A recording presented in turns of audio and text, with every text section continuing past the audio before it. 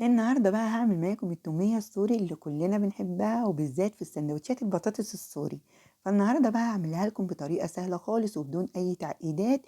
بس يا ريت لو عجبتكم تعملوا لي لايكات كتير وشير كتير وتعملوا متابعة وبألف هنا مقدما. أول حاجة عندي كوباية من المية 200 ملي وعليها كوباية من الحليب 200 ملي، تمام كده. وعليها 5 معالق كبار من النشا. في حبايبي ممكن عاوزين يعملوها صيامي عادي، ممكن تستغني عن الحليب خالص وتعمليها صيامي وتستبدلي الحليب بالمية.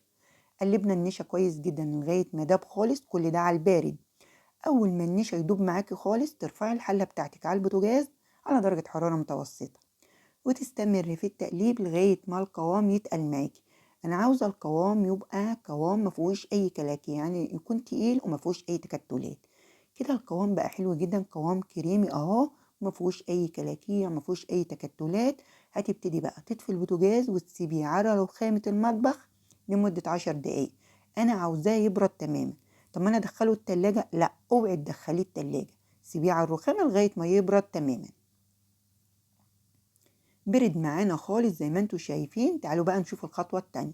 ربع كوباية من الحليب وممكن تستبدليها بالمية، ونص كوباية من الزيت، ولازم الزيت يكون زيت كويس مش زيت تومين، ومعلقة كبيرة من عصير الليمون، ومعلقة كبيرة ممسوحة من الملح، وأربع فصوص توم.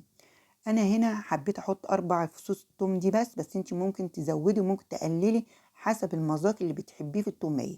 بقطع التوم بالسكينة كده أو ممكن تفرميهم زي ما انتي عايزة. بعد كده بقى بجيب الخليط بتاعنا بعد ما برد خالص واحطه في شفشق الخلاط. وبعد كده بدور عليه شفشق الخلاط اول حاجة على سرعة 1، وبعد كده بشغل على سرعة 2.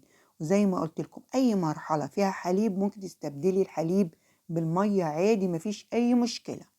هنشغل الخلاط، شايفين؟ يعني بتدور سلسة خالص، مش عاوزة اي حاجة. لو انت حسيتي ان القوام تقيل معاكي ممكن تحطي شوية حليب مثلج او شوية مية مثلجة اللي عندك. القوام بقى حلو جدا، وانا دقتها في المرحلة دي لقيت الملح بتاعها مظبوط والثوم بتاعها مظبوط. انت بقى في المرحلة دي ممكن تزودي ملح تزودي ثوم زي ما انت عايزة. شايفين القوام بتاعها حلو جدا.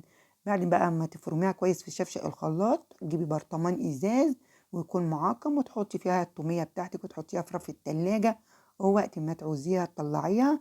يا ريت بقى لو عجبتكم تعملوا لي شير كتير ولايكات كتير وتعملوا متابعة للصفحة، وبألف هنا مقدما. ويا ريت الاقي منكم تفاعل كده عشان اعمل لكم فيديوهات كتير.